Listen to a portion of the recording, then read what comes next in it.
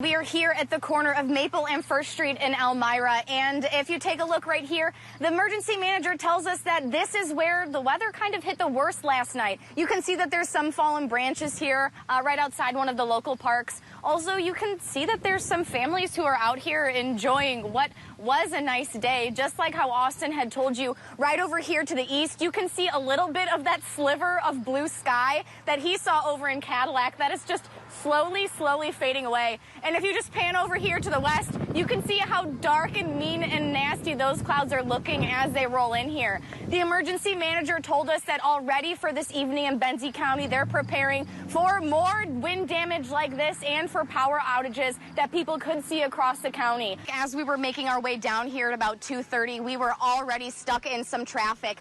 But as you can see behind me, the bridge is now open, and you can see that traffic is continuing on both directions here. That opened up probably about 45 minutes ago. The information that we do have is limited, but the Michigan State Police tell us that the bridge was closed because of a bomb threat. The state police also tell us that the Mackinac City Police Department will be handling the investigation from here on out. They say earlier that the bomb squad was here along with K-9 units to sweep the area to make sure that the bridge was safe before reopening it.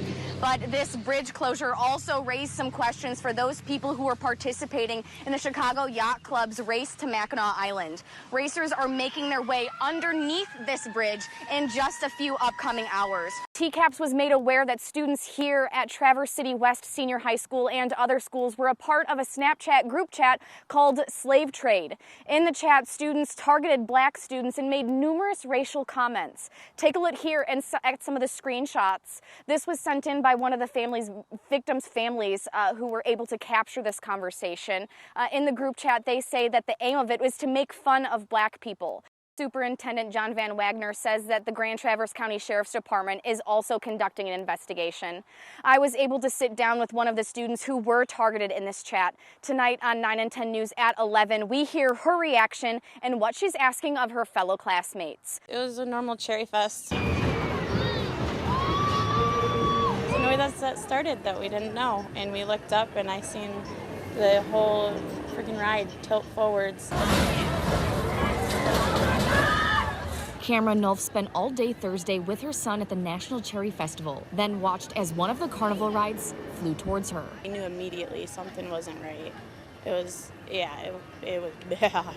It was terrifying. We were scared. Those standing in the crowd rushed to help prevent the ride and all of those on it from falling over. 25, 30 people came to jump on the front of that to steady the bounce the weight on it. It was apparent all the jacks gave way around it. Anthony Sanders was one of those volunteers. He says if they hadn't stepped in, the outcome could have been deadly. It was pulling us all up off the ground. I mean, the power was already cut to it. There were several people leaned over in the gearbox trying to hit more switches on it, but, we just had to let it slow down and lose its inertia there. Both Camera and Anthony say their kids will not be getting back on any carnival rides. I reached out to the Arnold's Amusement several times to find out exactly what happened, but the company will not respond. In Traverse City, Madison Schlegel, 9 and 10 News. The Leelanau County Sheriff's Office recently retired their K-9 Nico after he served the community for years. Now the department has a new recruit. You found it. Good boy. Good boy.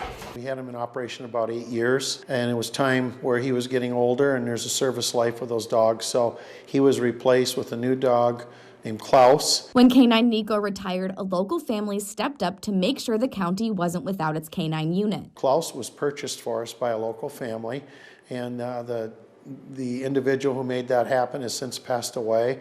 Wonderful members of the community, and it's about a $15,000 operation to get a dog up and running. Now K-9 Klaus works with Corporal Ryan Lott, running through scenarios at their sheriff's training facility. So we'll do some obedience every day, and then during the work hours we'll also do a lot of narcotics hides. We'll do some tracks with some unknown tracks and things like that. We'll do a little bit of apprehension work. K-9 Klaus has had a long journey, even around the world, before calling Leelanau County home. From Poland, he was trained just in like the basic stuff, and then in Eaton Rapids, Mike Morgan trained him in the drugs and imprinting, and then it turned him over to me. Now he He treats me like I'm his dad, and he's just great to work with. Sheriff Michael Borkovich says that he looks forward to seeing the relationship between K-9 Klaus and Corporal Lott continue to grow. As you could see, he doesn't leave Corporal Lott's side, and they're very close. They already have this tremendous bond established, so it'll be fun to watch them operate. K-9 Klaus will be on duty helping to protect the community for the next 6 to 8 years. In Leelanau County, Madison Schlegel, 9 and 10 News.